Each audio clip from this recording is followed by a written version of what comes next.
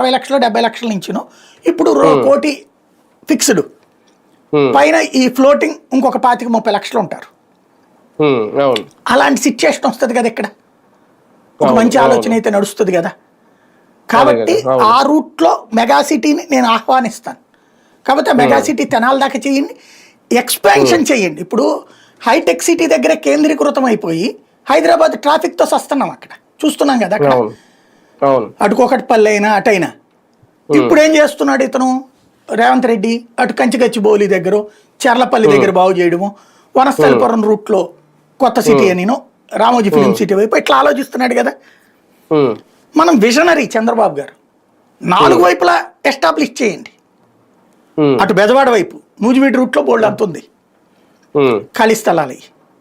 ఇటు పక్కన గుంటూరు రూట్ పత్తిపాటు రూట్లో బోల్డ్ అంత ఖాళీ స్థలాలు అయి ఉన్నాయి. ఇప్పుడు మీకు అక్కడ ఇన్నర్ రింగ్ రోడ్ అవి కూడా వేసేసి ఉన్నాయి కదా. ఆ శిల్పారామం మట్టించి అవతలకి పోతే బోల్డ్ అంత ప్లేస్ ఉంది. ఇటు ఆ అగ్రికల్చర్ యూనివర్సిటీ అటు పక్కన బోల్డ్ అంత స్పేస్ ఉంది, లాము ఆ ప్రాంతాల్లో. కాబట్టి మనం ఇటు కూడా కొన్ని పెట్టండి, ప్రభుత్వ కార్యాలయాలు పెద్ద పెద్ద ఇక్కడ కూడా భవనాలు కట్టండి. ఒకే చోట కేంద్రీకృతం చేసేదాన్ని. హైదరాబాద్లో సెక్రటేరియట్ ఒక చోట ఉంది, హైకోర్టు ఆమూల ఉంది. ఇప్పుడు హైకోర్టు ఎక్కడో కట్టిస్తున్నారు ఇంకో చోట.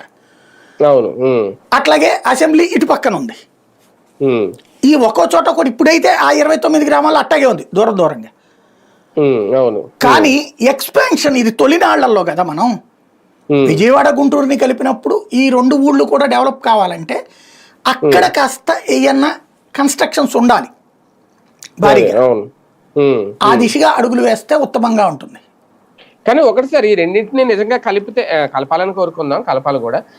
ట్విన్ సిటీస్ గా ఒక హైదరాబాద్ లాగా పోల్చుకోగలమా? ఎందుకంటే భవిష్యత్తులో నిన్న వాళ్ళే టీడీపీ సోషల్ మీడియాలో వచ్చింది, ఎంత దాదాపు 218 చదరపు కిలోమీటర్లు, అంటే హైదరాబాద్ కన్నా ఎక్కువ కాబోతోంది మొత్తం ఇక్కడ అమరావతి విస్తీర్ణం చూస్తే అనేది. నిజంగా 3 ఏళ్లలో మనం ఆ స్థాయిలో నిజంగా ఈ 2 కలిసి మెగా సిటీస్ గా ఏర్పాటు చేసిన ఆ స్థాయిలో కంపేర్ చేయగలవా, చూడగలవా? 3 ఏళ్లలో